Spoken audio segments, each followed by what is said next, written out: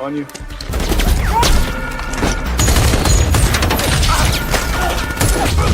A Delta Force team fights for survival as an Air Force drone pilot becomes its eyes in the sky.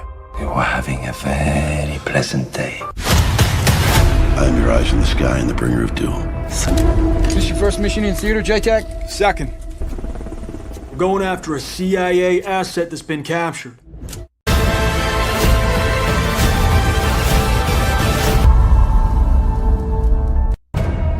I got movement. We got a situation. It's not here, it's here. Some of Southeast Asia's most violent extremist organizations are based in the Sulu Sea, Philippines. These organizations are being targeted by intelligence services, and governments regularly conduct clandestine operations against them. Please don't forget to share, subscribe, and tap the like. Over in 5. I'm ready. Subtle. Okay. Hell are these guys? Local boy, you gotta get your ass on the move, son. Come on, soldier. I get it. Reaper, you there? Weapons away. Hang in there. Blackbird, can you stay in the area? Yeah, get him. Go for it. Go for it. Militia. Yo, hand over. FPG, 12 o'clock. Incoming! One such operation is underway from the Palawan Air Base in the Philippines.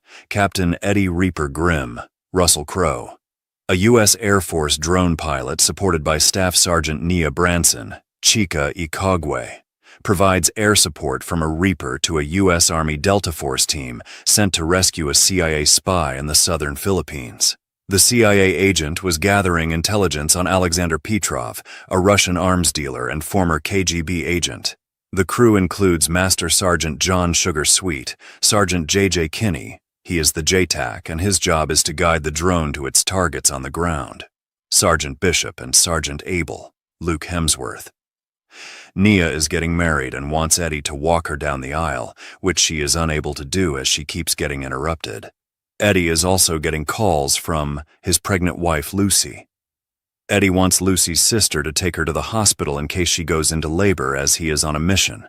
He leaves his phone in the common area, as he is not allowed to take it in the mission room, and asks the other guys, including CO Colonel Duz Packett, Daniel McPherson, to come and get him in case his wife calls him on his mobile phone.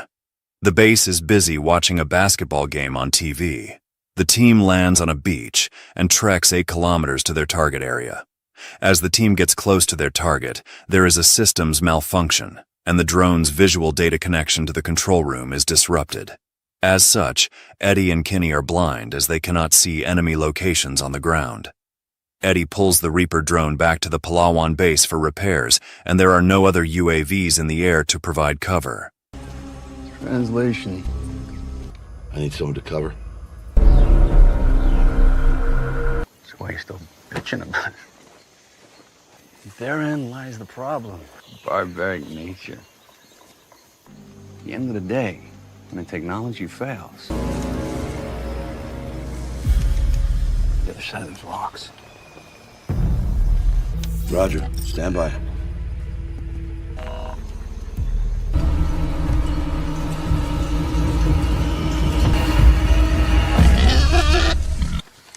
What the hell's an oink-oink?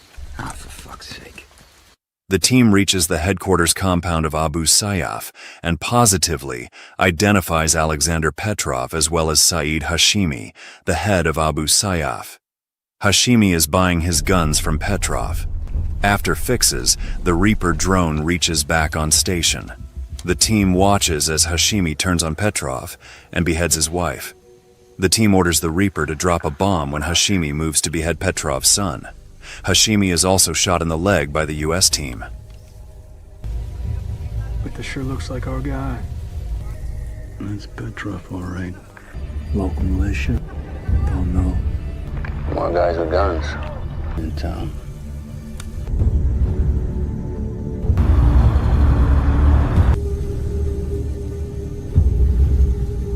Yo, drone's fixed.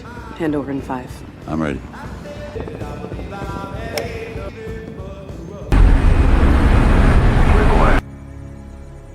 Bad with Petrov. buzz comes from somewhere. Hashimi's a terrorist. She's getting stranger danger vibes for sure. Sitting in a tree.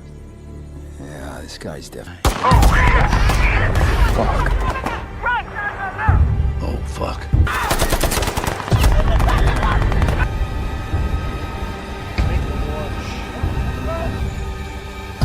I was engaging with civilians requesting updated ROE over.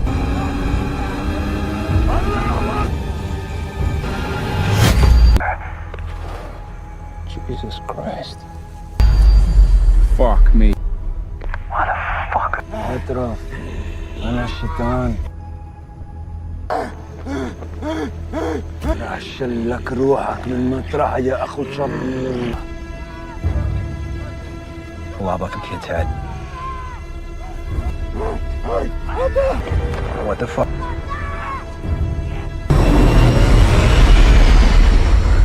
جيب الولد وحطه هان.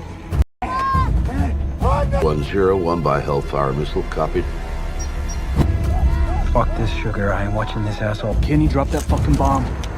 Target acquired.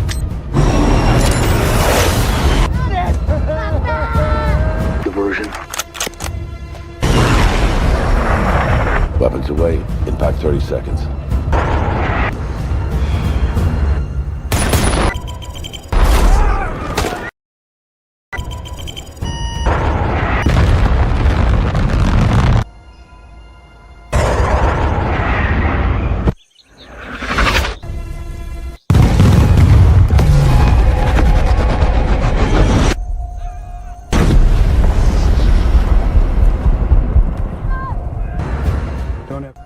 Run, kid, run. Guys.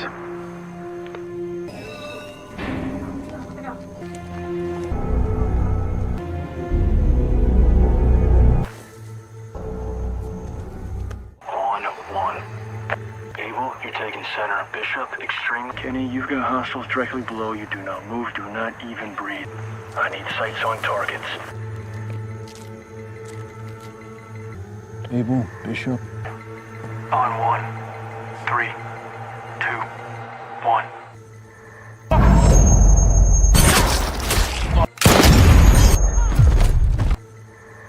Abu Sayyaf responds with RPG attacks, which strike the team, before Kenny can ask Eddie for a missile strike against the terrorists.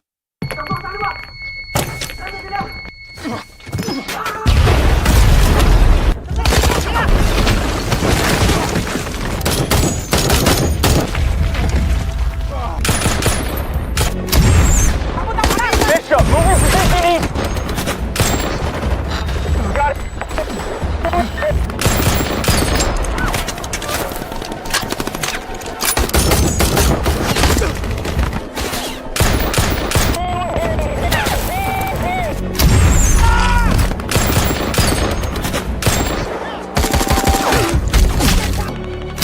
It'll help you!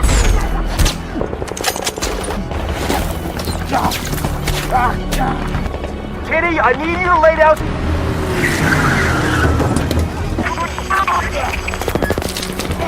We got another situation. RPG 12 o'clock. Incoming! Motherfucker!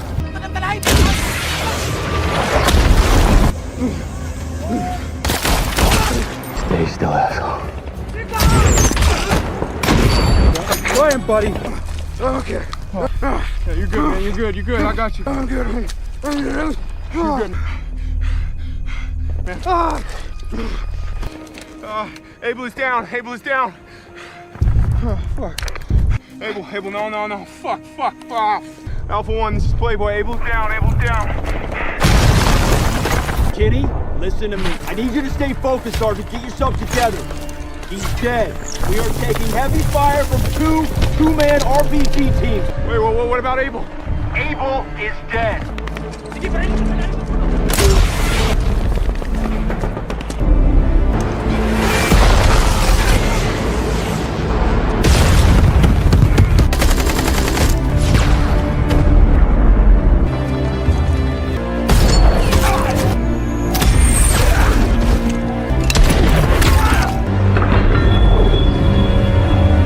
We're taking taking RPG fire on the southeast side of the compound, 200 meters south of my position. Give me the...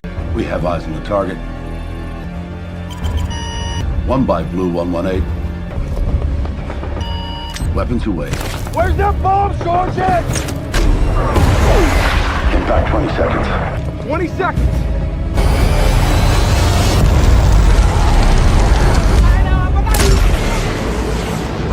RPG, incoming! Fuck, Sugar! Sugar, Fisher!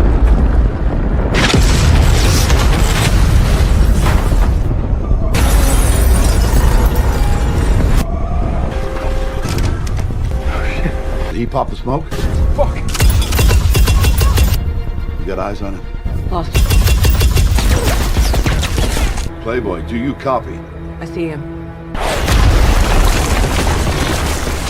After a firefight breaks out against the Abu Sayyaf, Sergeant J.J. Kinney, Liam Hemsworth, a young Air Force TACP, callsign Playboy, attached to the Delta Force team as its JTAC, is seemingly the only survivor and is directed to an extraction point, relying only on the Reaper's remote air support. Eddie constantly talks to Kinney on the satellite phone and keeps him moving while helping him avoid hostile forces in his path. Hey, Playboy. Good news. Helicopter is inbound to the evac point. The cavalry is on the way. You gotta move, man. Let's go. Come on, soldier. Get up and go!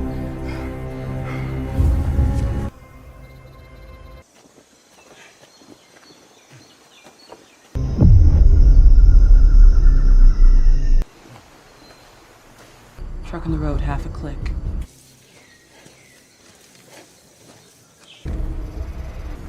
Reaper. I think I'm hearing a truck. He's right. I have... East and west.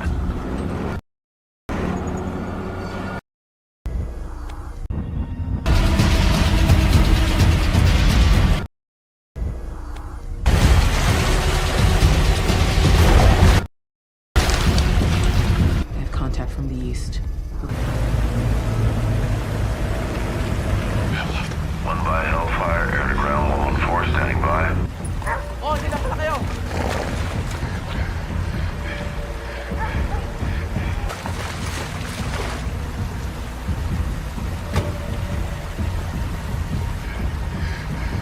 K9 coming your way.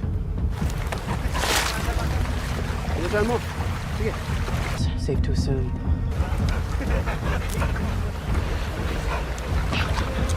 Looks like he's coming towards Lassie.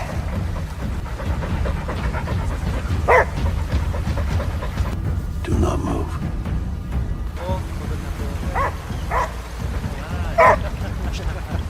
Fuck. Playboy.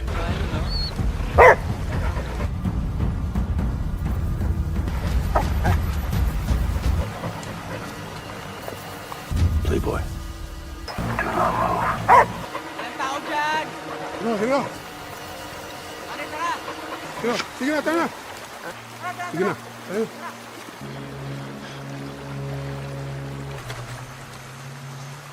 Playboy. You are clear tracking 500 meters to your north. There's a path up that ridge on your 1 o'clock.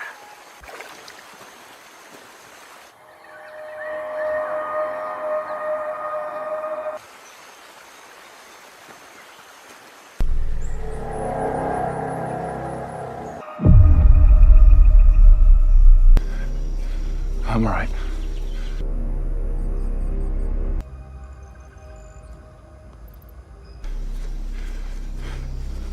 You're getting really close now, man. Just keep up the pace. Good work.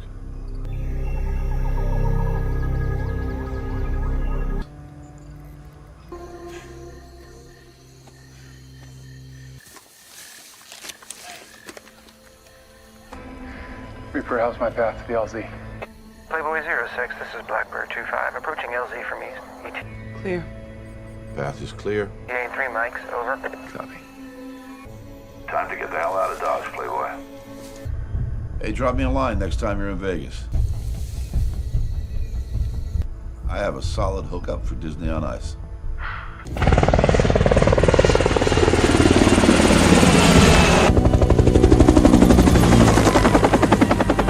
Once Kinney arrives, he is intercepted by the Abu Sayyaf, depleting the ammunition of Grimm's drone, consisting of AGM-114 Hellfire and BLU-118 munitions, and forcing the endangered extraction helicopter to leave. Contact! I'm hit!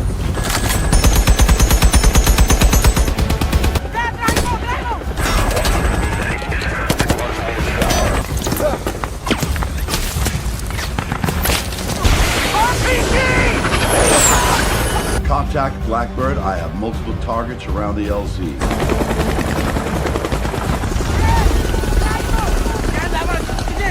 Better move your ass.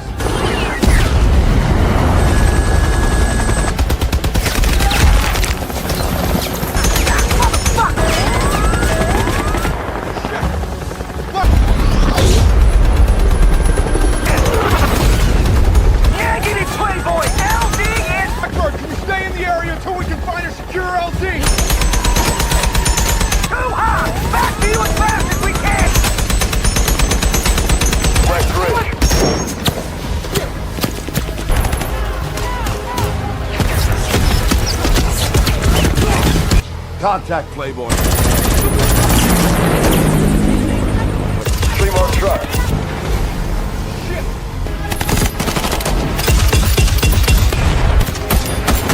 Reaper!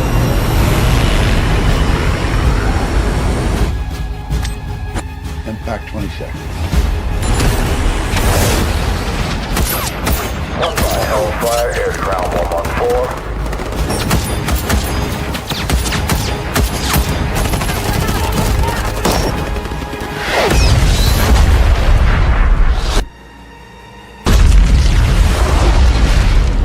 Target is down. Now get the fuck out of there. Jesus Christ, I'm pinned down! Fuck! I'm taking fire! This ain't done. Got another truck coming in from the west.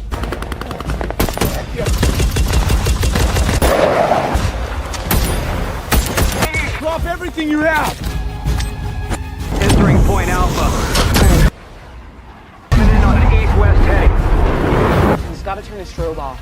Roger that, Horn 1. I'm 200 meters north of target grid. Keep all fire south of target grid. Playboy, this is Hornet 1. Grid, I say again, all fire south. Copy that. Be advised. This will be danger Yes, close. yes. 3, 2, Cleared hot.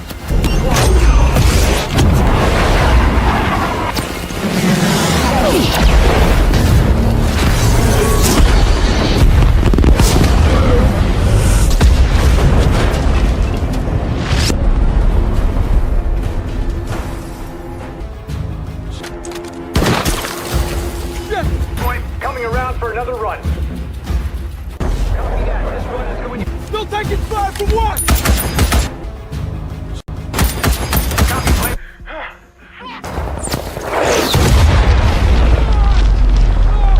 Yeah, I'm doing a Starbucks run, Colonel Packet is springing. Have you lost your mind? Airman, leave! Copy that. This run is going. Give me some fire on the west, right? Eyes on that Hornet. You're cleared hot. West, west! Confirm. West or east. Be danger close. We still do not have visual on the danger. It's fine, just drop! Be advised. This is danger close.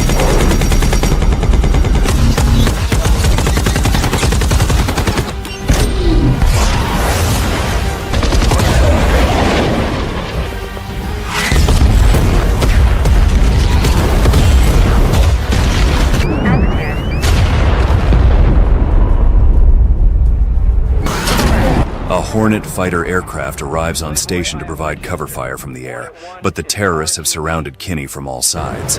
The Hornet drops its ammunition close to Kinney to kill the attackers and flies away. Trying to reach another extraction point, which is on the other side of a tall hill, Kinney falls down a hill and loses his rifle, runs out of ammunition for his pistol, and then gets captured. There's a clearing 2 clicks northeast of your position. Say northeast. A firm, Playboy. This northeast is up a big fucking hill. I'm sorry, but that is the closest LZ option we have.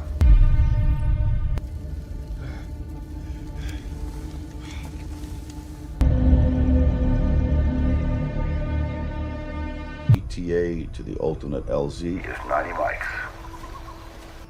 Yeah, no doubt. Hang in there, okay? How you doing, man? Pretty gassed. Sorry about the failed evac, man. Copy? Yeah. Don't trust Air Force captains. Traditionally, we are full of shit. Pine Gander, son of Many years.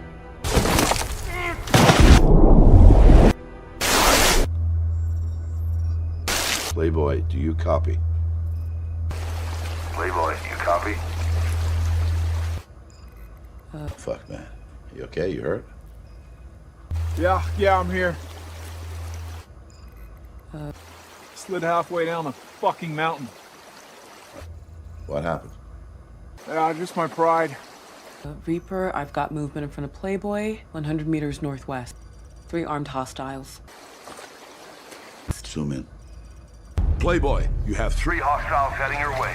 Find cover.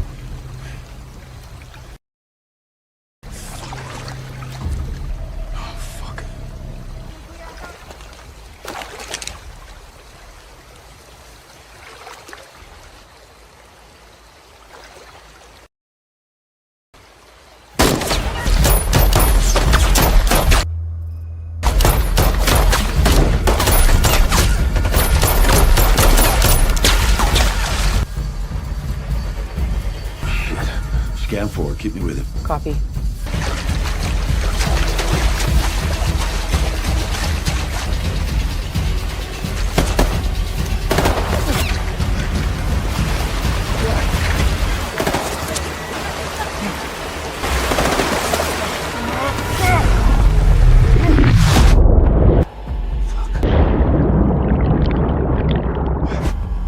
Got him?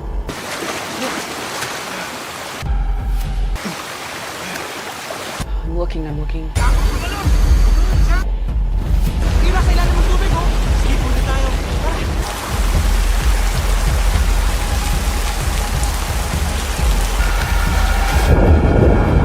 He's heading downstream. I got him.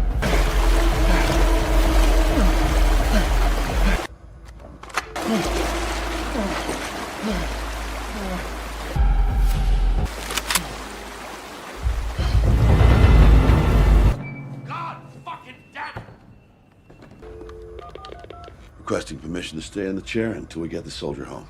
Get it done, you two.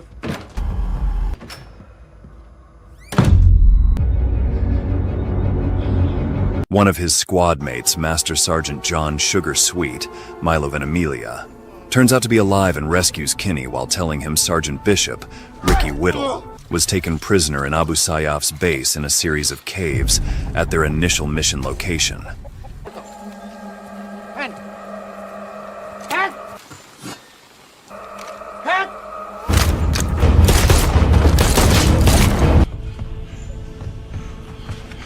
Injured?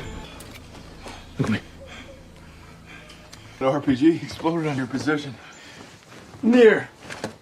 Here, take this. Here, put it in here. But you gotta dig, okay? It's not here. It's not here. It's here. Here, take this. Here. Come on, you follow me, Sergeant?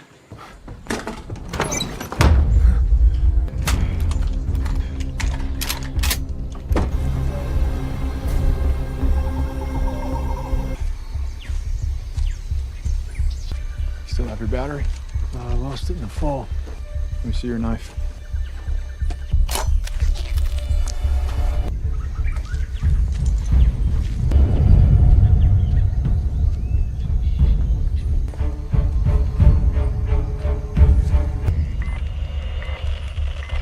Come on, you piece of shit. Playboy, where the fuck are you? I'm with Alpha 1. We're headed back to the initial layoff. No. We're not going for the asset. One of our team members was captured. We're going in together. We're gonna need planes on standby. ETA to target area 60 mics. We'll confirm grid then. Over. Playboy. Lost comms. Fuck.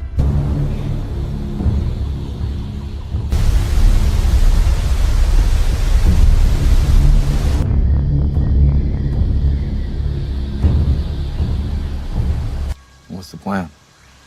Drop some bombs, create a diversion. You're the J-Tech, you tell me. Space them out 15 minutes apart while we go in. Sounds good. Using Sweet's radio, Kinney contacts Grimm, who schedules 3 bombings to hit the base. The first 2 bombings will be diversionary, and the third one will destroy the entire network of caves, each 15 minutes apart, before Grimm and Branson are forced by their superiors to take a leave for having exceeded their duty day. Kinney and Sweet raid one of Sayaf's facilities before being captured and taken to their prison. What's our time? 20. I need you focused, head on a swivel. If somebody comes from behind us, you say 6. If you see something I don't, you say contact left, contact right. 2 guys in the balcony. 1 guy in the tent. You ready? Nope. You? Always. Let's do it.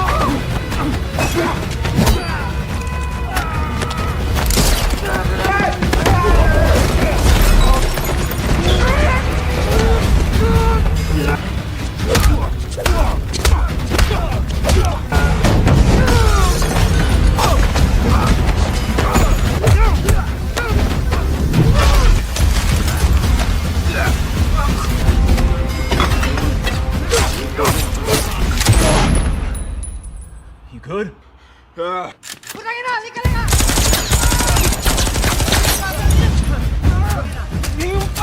Jam. Go, go,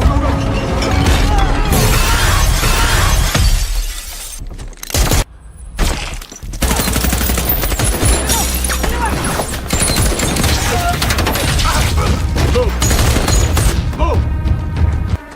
On me. On you.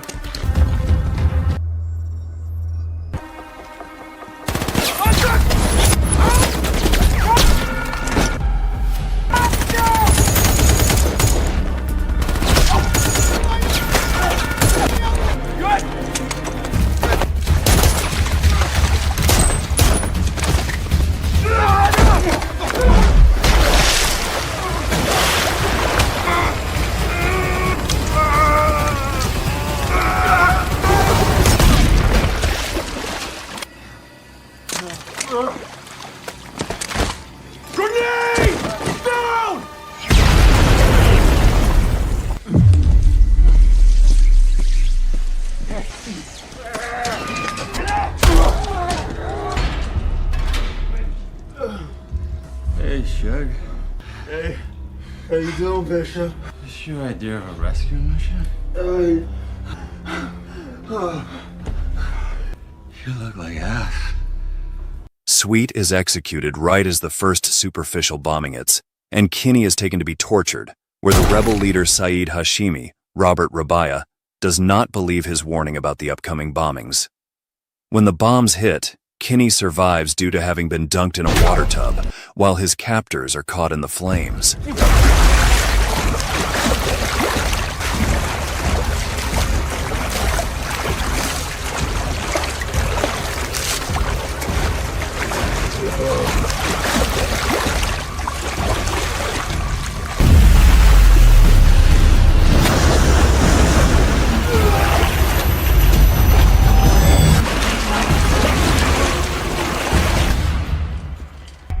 Let's fucking rock and roll. Let's do about 400 meters.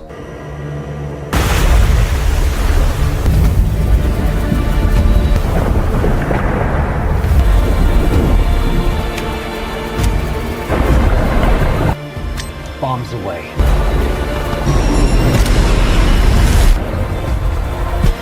6, 5, 4,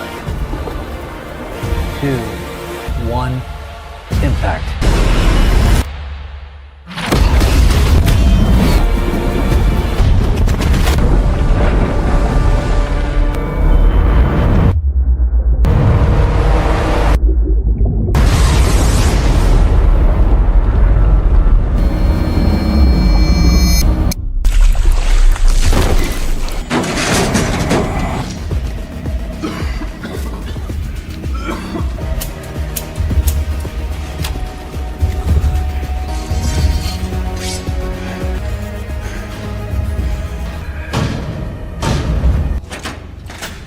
J-Sock.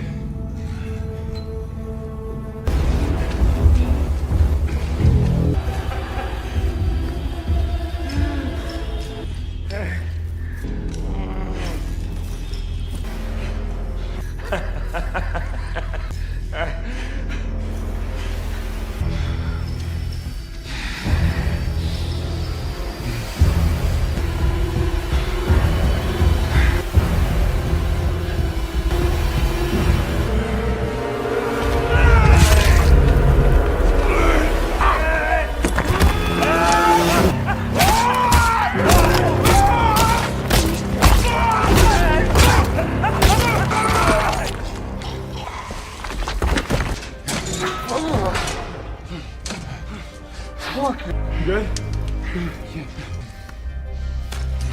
Looks so good. Yes, I think. Kinney grabs a machete and kills the surviving leader, taking his satellite phone and calling Nellis Air Force Base for Grimm to call off the third bombing before the battery runs out. The base crew, distracted by a March Madness game, dismisses Kinney's call and redirects him to Grimm's private phone. Grimm does not answer, being in a call with his very pregnant wife while grocery shopping, so Kinney leaves a voicemail and leaves seeking the other prisoners. Returning to Bishop and searching for a way out, they also find the CIA operative, whom Grimm and Branson had been lied to that he was found elsewhere by another agency's operation. At the grocery store checkout, Grimm hears Kinney's voicemail and immediately leaves, trying to call Nellis while driving to the base. As no one answers, Grimm is forced to rush to the control room and order the B-1 Lancer pilot to abort the bombing, right as it flies in front of Kinney, Bishop, and the CIA agent reaching the cave's entrance. We have visual. 10 seconds. 3, 2, 1. Phone 01 aboard! Phone 01 aboard! Do you copy? What the hell are you doing? They copy? Yeah. Zoom in to the caves. The operator still in the target area. Bullshit. As the soldiers are finally extracted in the Philippines, Grimm complains to the rest of the base crew and his superiors that 3 men nearly died because they were too distracted to hear their calls, despite being repeatedly asked to pay attention to the phone because of his pregnant wife, and he smashes the break room's main television in anger. Afterwards, he convenes with Branson in a hangar, where she asks him to walk her down the aisle in her wedding, and he agrees and leads her in a dance.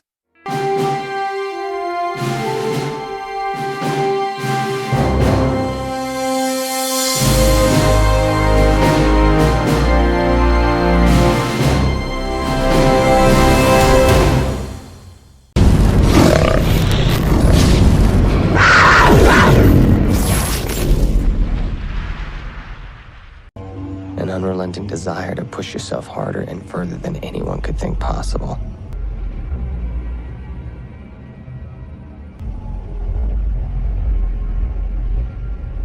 Pushing ourselves into those cold, dark corners.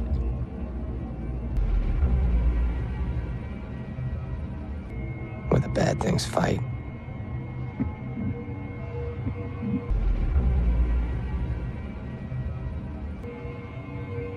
We wanted that fight at the highest volume.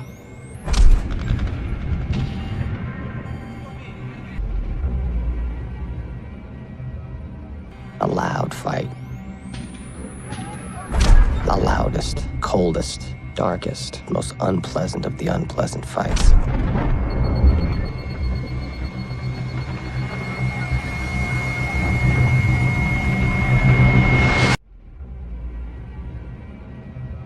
In 2005, Marcus Luttrell was a Navy SEAL serving in the Middle East. He's about to be deployed to Afghanistan for a special mission, along with half a dozen of his teammates. Luttrell is a proud supporter of the War on Terror and a great admirer of President George W. Bush, a true Texan, just like him. On his flight to Afghanistan, Luttrell thinks about his relationship with the American military. For as long as he can remember, he's been a big, tough kid, and he's long wanted to serve in the military. Growing up in Texas with his twin brother Morgan Luttrell, Luttrell was raised to be strong, confident, and brave. Local ex-Marines would teach him how to fight and fire a gun. As a young man, Luttrell signed up for the Navy SEALs, the most challenging branch of the military. As part of his training, Luttrell had to attend a rigorous training camp, during which he worked harder than he'd ever worked in his life. Under the tutelage of the tough but fair Inspector Reno Alberto, Luttrell bulks up and learns how to conduct himself on land and in the water. The most challenging part of Luttrell's training is the legendary Hell Week, the period during which SEAL recruits are worked exceptionally hard, forbidden from sleeping for long periods of time, and given little to no food. While dozens of recruits give up on their dreams of becoming Marines via the symbolic act of ringing a tiny bell, Luttrell stays strong and survives Hell Week. For the rest of his time in SEAL training, Luttrell learns about parachuting and firing guns, and passes courses that train him to act as a medic for his fellow soldiers. Luttrell officially graduates from SEAL training in early 2002. By this time, the American military is deploying to the Middle East in response to the terrorist attacks on September 11, 2001, engineered by Osama bin Laden, the head of Al-Qaeda. Luttrell is hot for revenge and looks forward to fighting the ungodly, wicked terrorists who planned the attacks. As he sees it, the American military needs to use aggressive tactics to defeat Al-Qaeda, as well as the terrorist organization known as the Taliban, which is believed to be cooperating with Al-Qaeda. Luttrell has no patience for figures in the liberal media who criticize the American war effort for being too harsh and unethical. Luttrell deploys to Bahrain for a short time, where he sees firsthand the widespread opposition to America in the Muslim world, especially in the Middle East. In 2005, he deploys to Afghanistan, where Luttrell believes terrorists planned the September 11th attacks. In Afghanistan, Luttrell works closely with his friends Lieutenant Michael Patrick Murphy, or Mikey, Petty Officer Danny Dietz, and Matthew Gene Axelson, or Axe, among other members of SEAL Team 10. The team's main duties include searching the Hindu Kush Mountains for wandering Taliban soldiers and tracking down important Taliban commanders. Luttrell, Danny, Mikey, and Axe are deployed on a secret mission known as Operation Red Wing. As a part of this mission, they're sent into the Hindu Kush Mountains in search of a dangerous Taliban leader named Ben Sharmak. Sharmak is responsible for killing many American soldiers, and he commands a vast army of Taliban troops. Because of Sharmak's power, it's imperative that Luttrell and his teammates have the element of surprise. In an ordinary fight, they'd be impossibly outnumbered.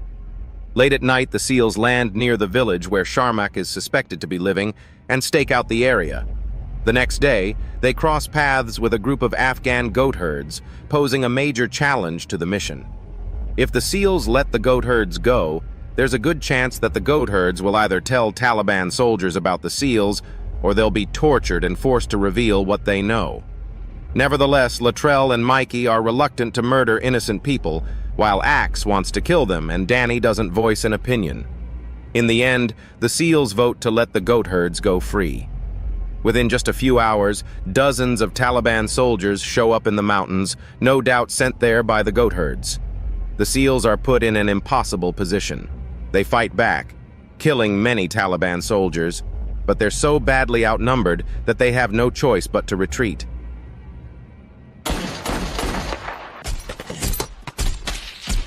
Immediate URF troops in contact! Fuck!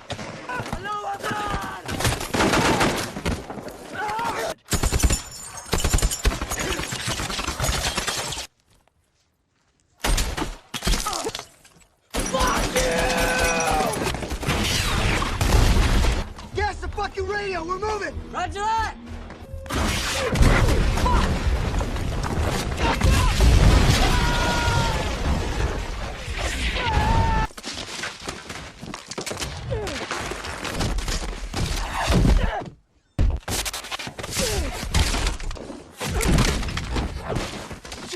Jumping down the side of the mountain again and again. In the conflict, Luttrell's 3 fellow SEALs are murdered.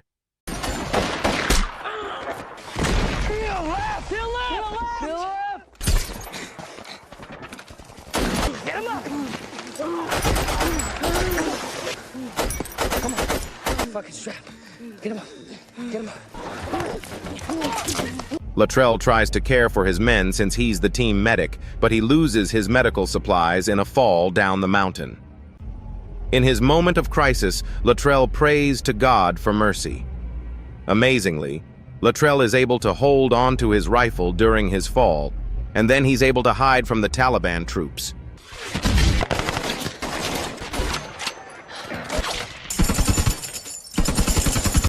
I'm gonna make the call. Sorry, Mike. For what? Moving, Murphy! Moving! I am the Reaper.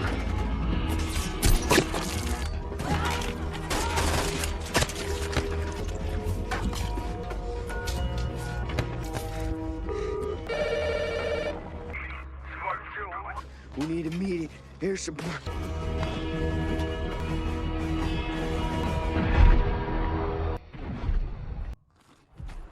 Meanwhile, responding to a distress signal put out by Mikey shortly before his death, the military sends a helicopter full of SEALs to assist in the rescue.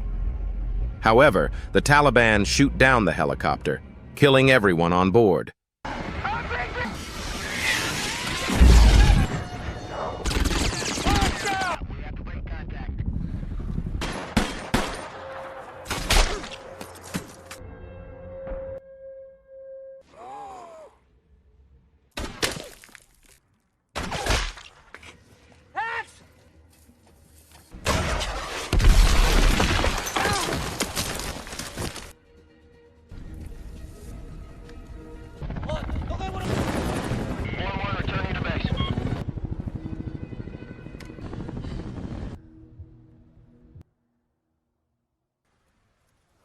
Luttrell's leg has been badly wounded in a grenade explosion and he's cracked his vertebrae. He's losing a lot of blood. He sends out a distress signal and then attempts to search for water. Back in the United States, it's widely reported that all 4 Marines involved in Operation Red Wing are dead, devastating Luttrell's parents and his 2 brothers, Morgan and Scotty. Luttrell crawls up the side of the mountain, at several points falling back down and further injuring himself. However, he manages to climb up the mountain and find a waterfall. While he's drinking, he realizes that there are 3 Afghan men pointing guns at him. The 3 men mean him no harm, however. They are Pashtuns, an ethnic group that lives primarily in Afghanistan and Pakistan. Luttrell explains that the Pashtuns have an ancient custom, lokai, that requires them to take care of people in need, even if it means risking their own lives. The leader of 3 men, a doctor named Sarawa, has Luttrell carried back to his village, Sabrai, and treats his wounds. Luttrell is terrified but realizes he has no choice but to go along with the Pashtuns' offer of help. In Sabrai, Luttrell befriends a man named Mohammed Gulab, the son of the wise elder who runs the village. With Gulab and his father's help, Luttrell is hidden and protected from the Taliban forces. Luttrell later learns that the Taliban are careful to respect the Pashtuns' communities for fear of losing valuable allies. Gulab's father carries a message to an American military base 2 miles away, explaining that Luttrell is alive. After the Taliban attempt to raid the village and kill Luttrell, Gulab decides that it's no longer safe for Luttrell to stay there. He leads Luttrell out of the village and into the mountains, where they come face to face with Ben Sharmak and his forces. Sharmak orders Gulab to give up Luttrell, or else Sharmak will murder Gulab's entire family. However, Gulab continues to protect Luttrell. Why are you doing this to me?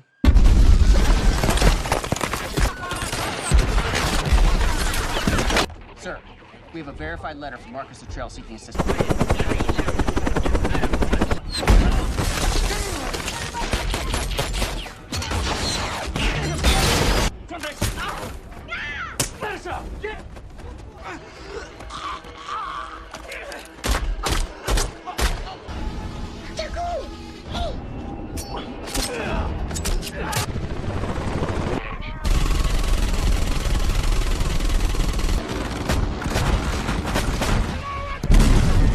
While Gulab and Luttrell are wandering through the forest, they cross paths with a group of American Rangers who've been searching for Luttrell, responding to the emergency beacon he activated.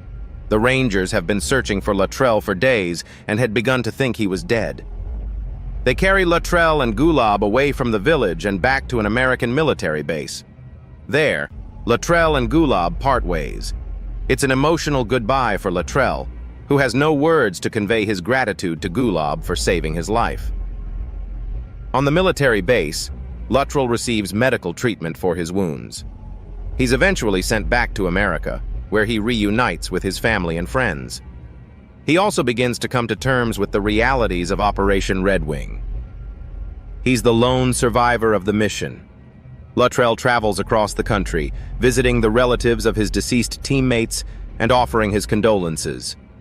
Luttrell is proud to have served the American military and feels certain that, if given the option to go back in time, he'd volunteer for the SEALs once again, without a second's hesitation. Thanks for watching.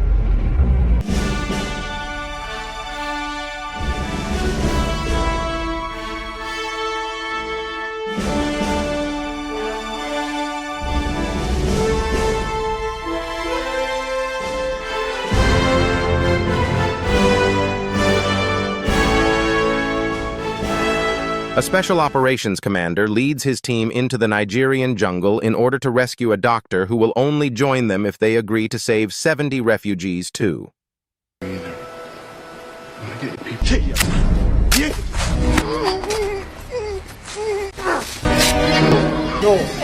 You got it. Go. Go. Keep your eye on the package. Roger that. Hold it. This is you. You serious?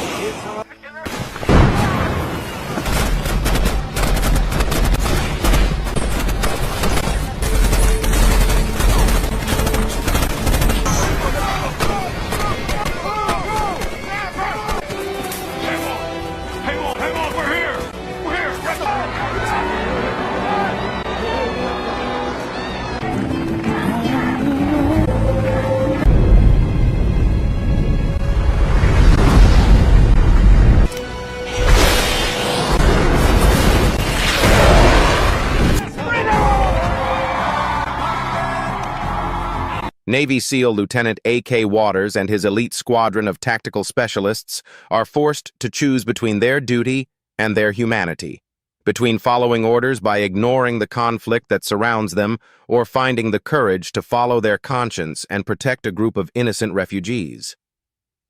When the democratic government of Nigeria collapses and the country is taken over by a ruthless military dictator, Waters, a fiercely loyal and hardened veteran, is dispatched on a routine mission to retrieve a Doctors Without Borders physician, Dr. Lena Kendricks.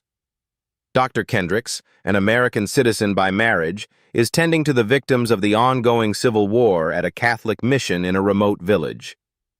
When Waters arrives, however, Dr. Kendricks refuses to leave unless he promises to help deliver the villagers to political asylum at the nearby border.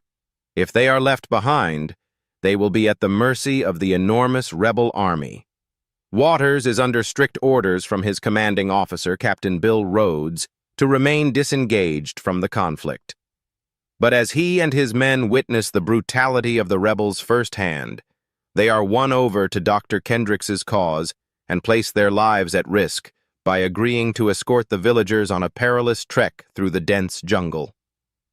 As they move through the countryside on foot, Waters' team, experts at evasion and concealment, are inexplicably and ferociously pursued by an army of rebels. They are confounded until they discover that, among the refugees, is the sole survivor of the country's previous ruling family, whom the rebels have been ordered to eliminate at all costs. Waters and his small band of soldiers must weigh the life of one man against their own and the refugees they feel obliged to protect. A montage of news footage illustrating a violent coup that is taking place in Nigeria, overthrowing the presidential family and establishing a dictatorship under the rebel general Yakubu. The Fulani rebels then begin a violent ethnic cleansing campaign against the Igbo tribes in the southern region. We then join a squad of SH-60B Seahawk helicopters on approach to the USS Harry S. Truman off the coast of Africa, and a news reporter on the flight deck reporting on the coup taking place. His report is interrupted by the news of the whole presidential family being assassinated by rebel forces. Lieutenant Waters, Bruce Willis, and his team of Navy SEALs disembark from a helicopter, returning from a mission to extract American citizens from the embassy. They are greeted by Captain Bill Rhodes on the deck, who immediately informs them that they'll need to be reinserted to extract a critical personality immediately. After refitting for the next mission, eating, and having their wounds tended by the medic, they meet in the ship's briefing room to get the details of their mission. They're instructed that they will halo jump over Cameroon and into the jungle outside of a small Catholic mission, where they will find Dr. Lena Fiore Kendricks, Monica Bellucci, an American citizen by marriage. Their secondary mission is to extract the priest and 2 nuns who run the mission if they are willing to go with them. Once they have their package, they are to make a 12-kilometer hike to the designated extraction point, where they'll be flown out by helicopter. The mission begins precisely as planned, with the SEAL team dropping from the aircraft and free-falling over the target area. After forcibly having a young Nigerian woman lead the SEALs to Kendricks, Waters informs Kendricks of the rebel company approaching the mission, and that their orders are to extract U.S. personnel. Kendricks refuses to leave the mission without the people under her care. Waters contacts Rhodes to explore their options, and after a short and ambiguous conversation, he concedes to the doctor that they will take the refugees that can move under their own power with them. Kendricks agrees and immediately begins to round up every able-bodied refugee to make the hike. Irritated and behind schedule, the SEALs start to move out with the refugees after daybreak. Their journey proves to be slow and hindered, as guiding 40 injured and wounded refugees is a difficult task. After night has fallen, they decide to take a short break to allow the refugees to rest and give Dr. Kendricks time to administer medication to those that need it. Waters has his team set up a defensive perimeter around the refugees. Moments after the perimeter is set, guerrilla rebels are rapidly approaching their position, with Waters stealthily killing a straggling tail gunner. Dr. Kendricks expresses her concern to Waters that the rebels are headed for the mission, but Waters is determined to carry out his orders, and they continue on their way. They finally reach their landing zone and contact the helicopters that are en route. When the choppers land, Waters' initial plan becomes clear as the SEALs suddenly turn on the refugees and hold them at gunpoint. Waters forces Dr. Kendricks onto the helicopter, and the SEAL team collapses back for a swift extraction. The refugees are left stranded in the middle of the jungle without any protection against rebel forces.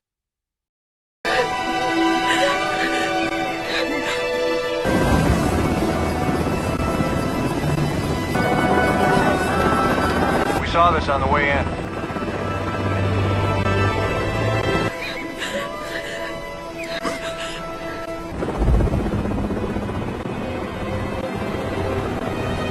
During the flight back to the Truman, the helicopter crew and SEALs pass over the mission and discover that it's been raided and destroyed just as Kendricks had predicted. Feeling a deep conviction, Waters orders the helicopter to turn around and regroup with the refugees. The SEALs decide on the spot to escort the refugees to the Cameroon border.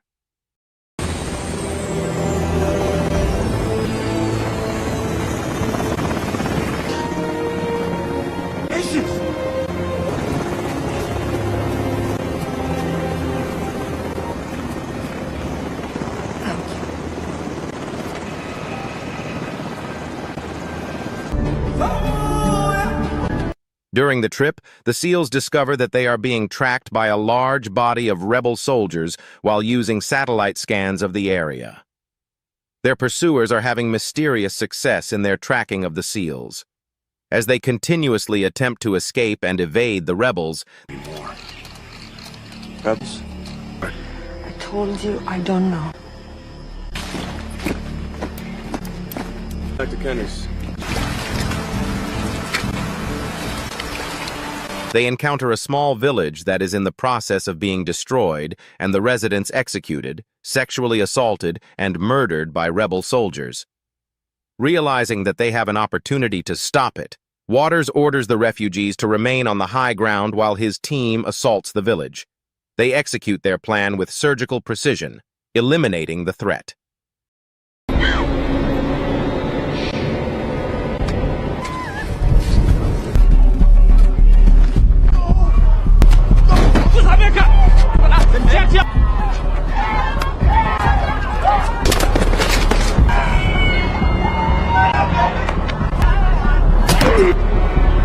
It's okay. Active.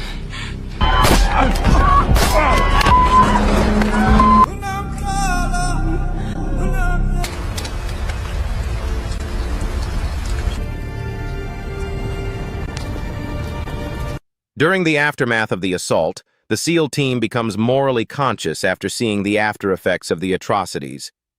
While continuing on their way, Slow determines that somebody within the group must be transmitting a signal that's allowing the rebels to identify their location and close in with incredible speed. It is then revealed that there is a surviving member of the presidential family in their party, Samuel Azuka's son, Arthur, and that it is very important for the rebels to ensure his death. A newer refugee is discovered in the group to have a transmitter on his person. He attempts to flee, but is shot dead. Waters is angry at Dr. Kendricks because she knew all along about Arthur's true identity, yet never informed him. The SEALs unanimously continue to escort the refugees, no matter what the cost is. A massive firefight breaks out between the SEALs and the hundreds of rebels hidden in the trees. Soon the SEALs form a defensive line against the rebels as they order the refugees to retreat to the tree line where the Cameroon border is in sight. Z radios into the Truman for air support, and 2 FA-18 Hornets take off from the flight deck en route to their location. The SEALs continue to hold the line as they fall back to the refugees' location.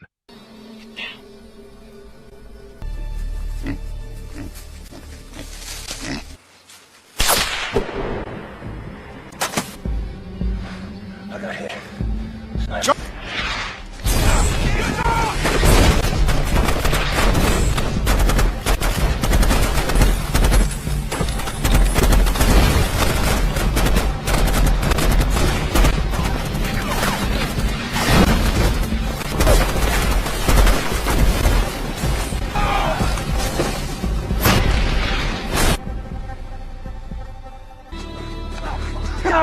Damn it!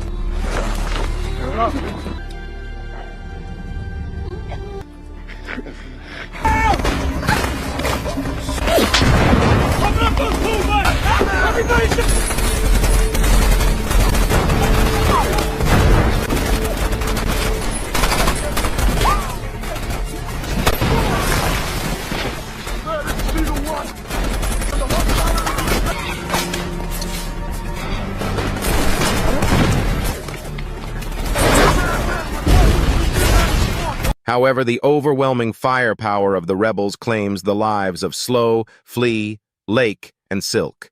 The refugees provide a small amount of cover fire as the remaining SEALs fall back into the reeds. During the battle, Waters, Red, and Z are all wounded.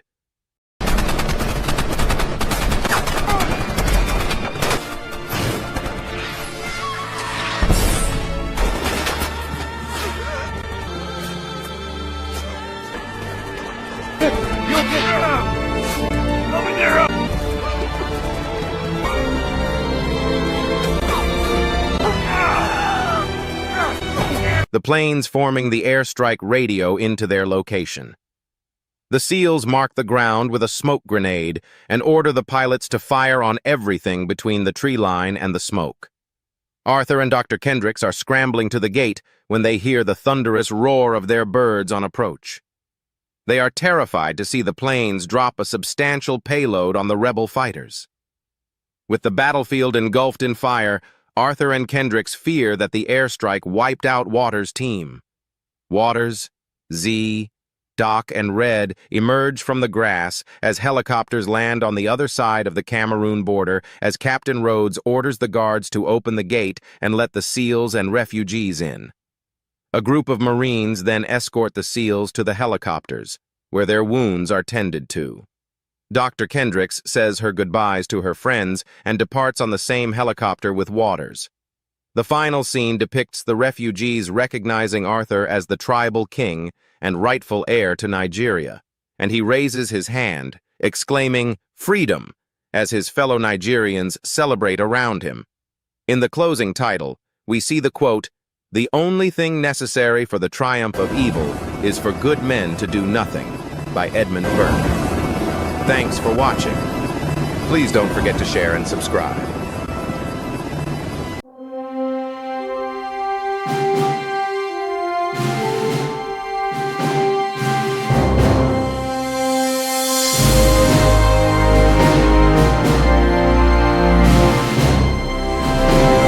How'd you get down, son? It's awesome.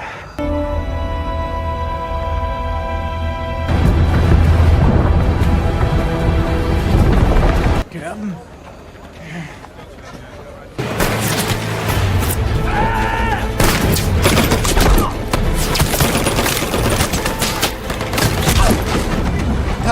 Help me. But I'm coming back, okay?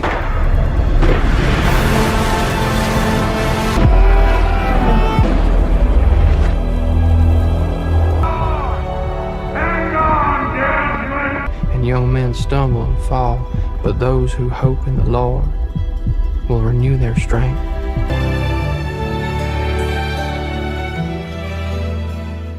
In 1929, a young Desmond Doss, Andrew Garfield, almost murders his younger brother Hal while growing up close to Lynchburg, Virginia. Doss and Hal were fighting, and Doss hit Hal with a metal bar on his head.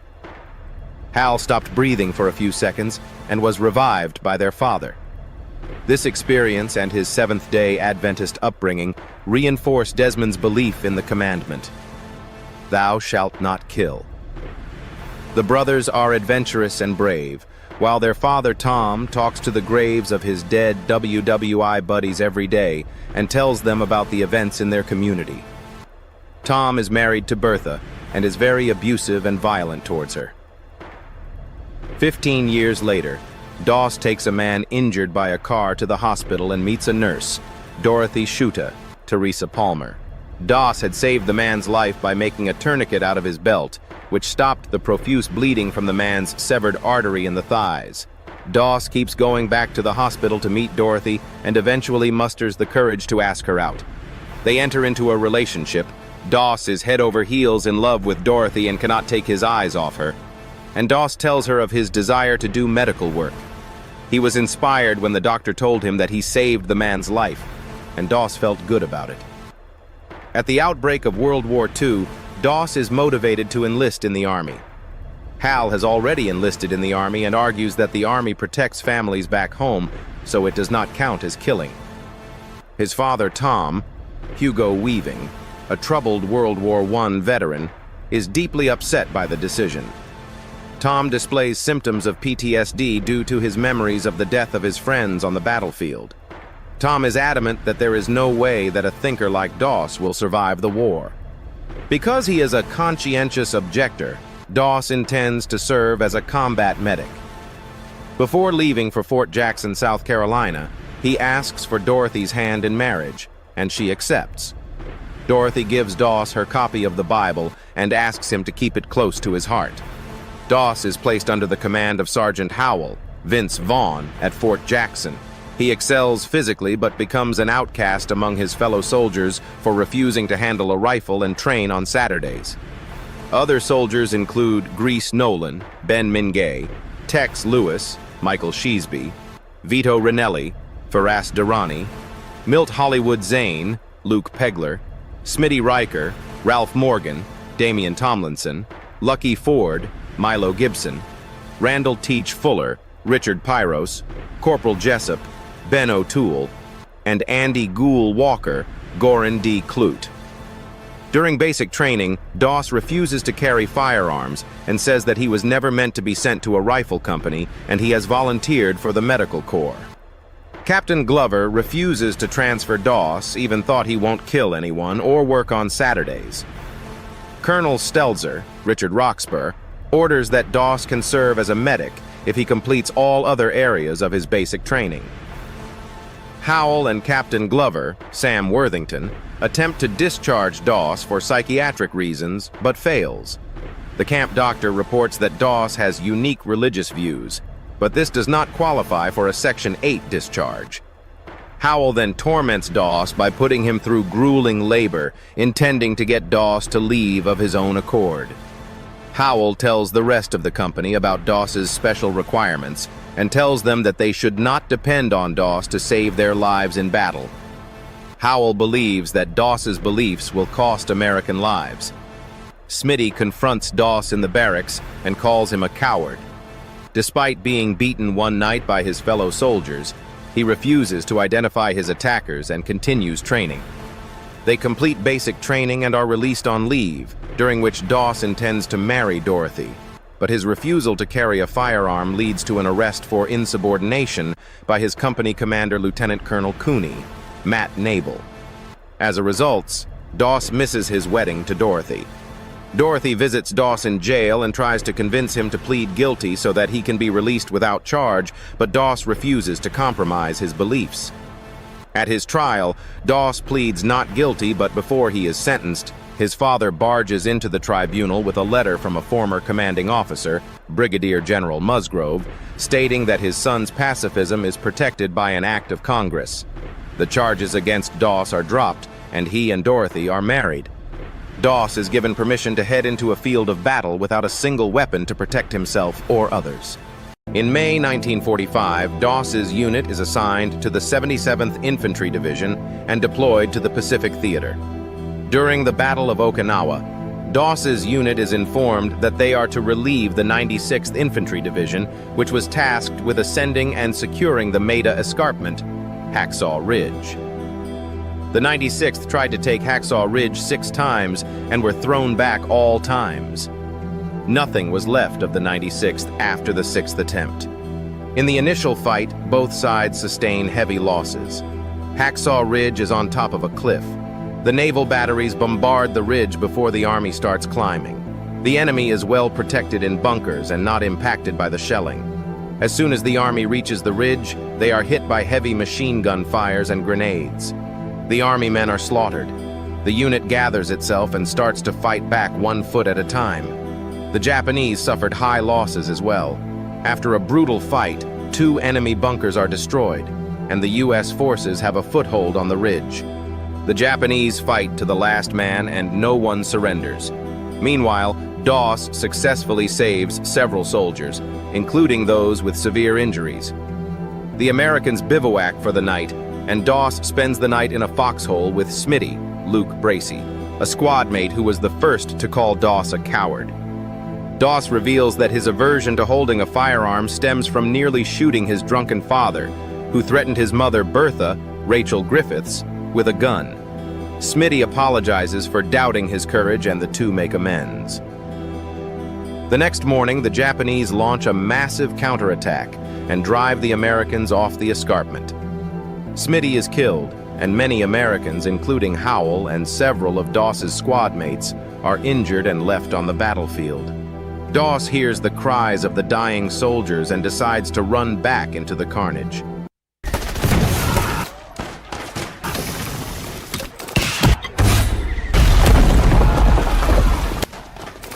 It's gonna kick in real quick, Ralph. We're gonna get you shifted. He starts carrying wounded soldiers to the cliff's edge and rappelling them down by rope, each time praying to save one more.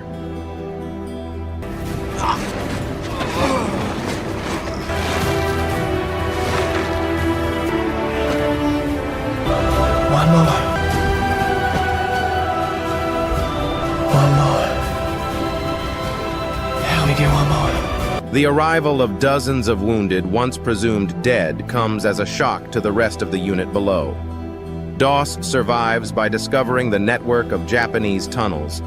When day breaks, Doss rescues Howell and the two finally escape Hacksaw under enemy fire.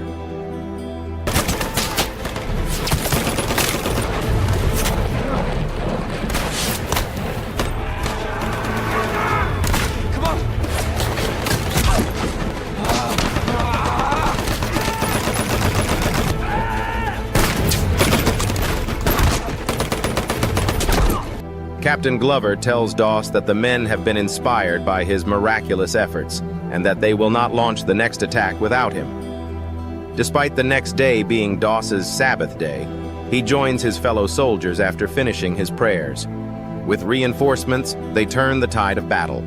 During an ambush set by Japanese soldiers feigning surrender, Doss manages to save Glover and others by knocking away enemy grenades. Doss is eventually wounded by a grenade blast, but the battle is won. Doss descends the cliff, clutching the Bible Dorothy gave him. After rescuing 75 soldiers at Hacksaw Ridge, Doss is awarded the Medal of Honor by President Harry S. Truman. Doss stayed married to Dorothy until her death in 1991. He died on March 23, 2006, at the age of 87. Thanks for watching. Please don't forget to share and subscribe.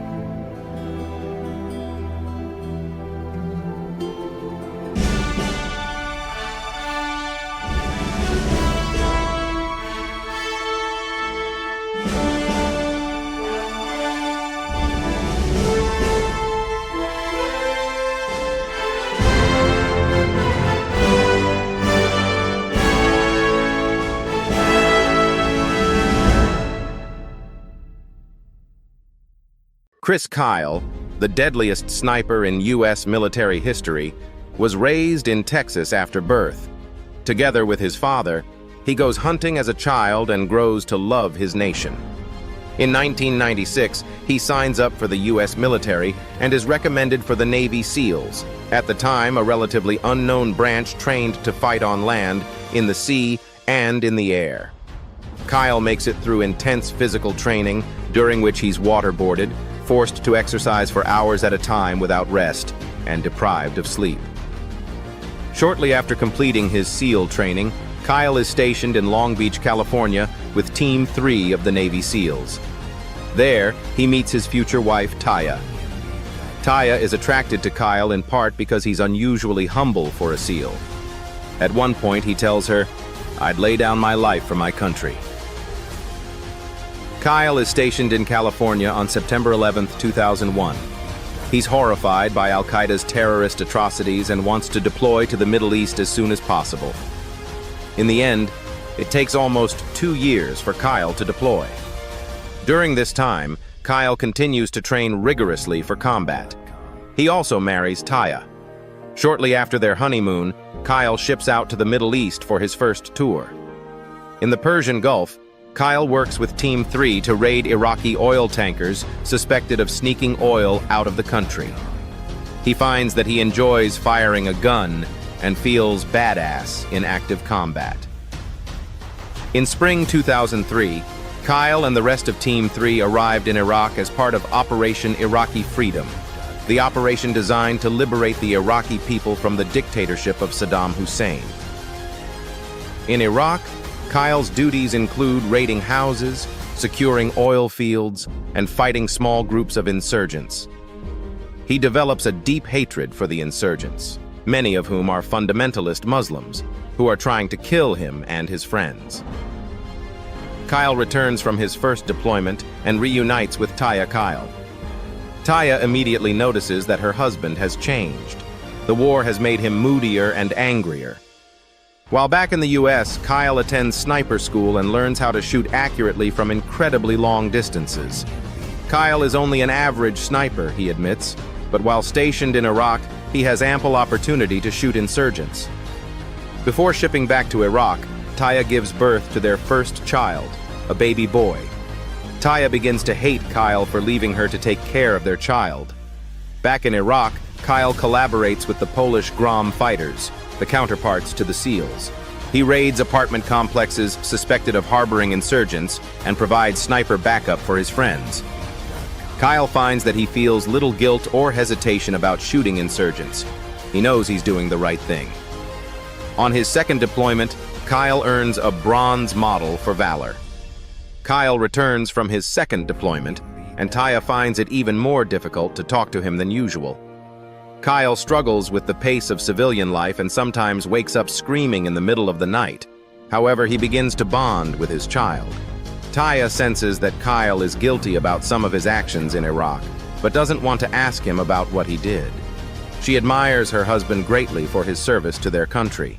Kyle returns to Iraq, which has been liberated from Saddam Hussein. The country is full of dangerous insurgents, and Kyle and the SEALs work hard to make the city of Fallujah safe. Kyle also spends a short time near the Euphrates River, where he provides sniper backup for U.S. Marines.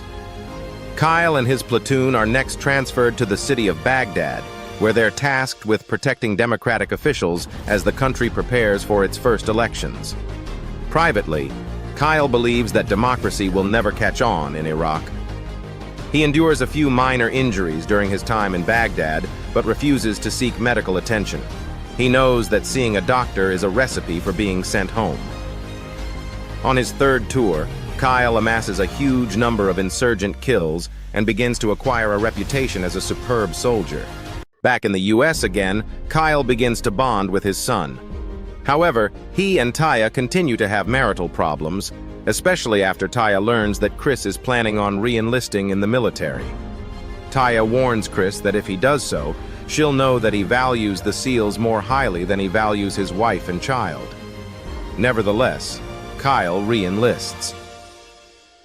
A few days before Kyle leaves for Iraq, Taya has an emergency C-section and gives birth to their second child, a baby girl. In 2006, back in Iraq, Kyle bonds with some new recruits, including a young, funny SEAL named Ryan Job and an older, charismatic SEAL named Mark Lee. Kyle hazes the new SEALs along with his friends, but comes to consider both Lee and Job good friends. Kyle and his fellow SEALs are deployed to the region of Ramadi to fight insurgents.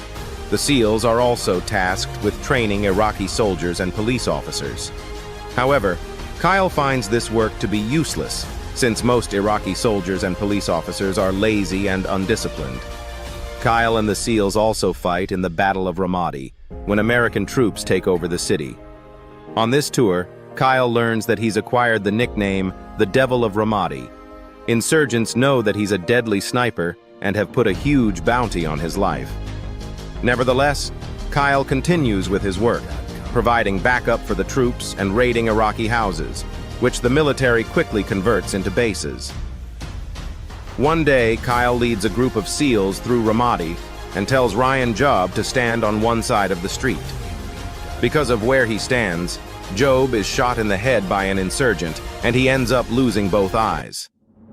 Shortly afterwards, insurgents kill Mark Lee. Kyle is devastated by both tragedies and feels particularly guilty for Job's accident. Then, in September 2006, Kyle learned that his daughter might be dying of leukemia.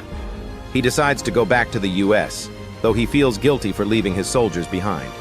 Back in the U.S., Kyle learns that his daughter is going to live. He begins drinking heavily and finds that he's suffering from knee injuries he sustained over the course of his last few tours in Iraq. He spends 5 months in physical therapy to ensure that he'll be able to fight in Iraq again. Before leaving for his deployment, Kyle promises Taya that he won't re-enlist after this tour. Kyle is deployed to Sadr City, where he and his fellow SEALs raid houses and fight a group of insurgents called the Mahdi Army. While fighting in Sadr City, Kyle has several brushes with death. One day he's shot in the back, and the force of a bomb throws him to the ground. Violence is escalating in Sadr City, and Kyle tells his superiors that the military needs to fight harder rather than trying to win the hearts and minds of moderate civilians. Much to Kyle's annoyance, his superiors ignore his suggestions. Kyle finally ships out of Iraq in 2008. He's tempted to re-enlist, but ultimately decides not to because of his promise to Taya. Back in the U.S., he reunites with Ryan Job, with whom he remains good friends until Job's tragic death from surgical complications. Kyle also found a shooting school with an old friend.